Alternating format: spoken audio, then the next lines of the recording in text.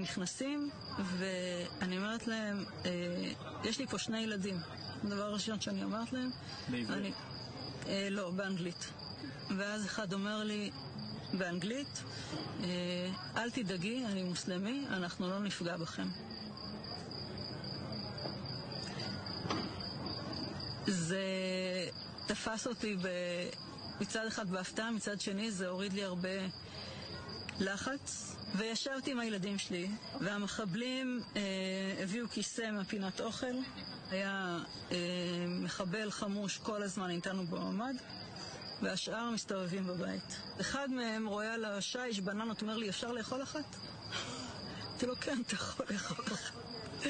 היו אותי בערך 2 שעתיים.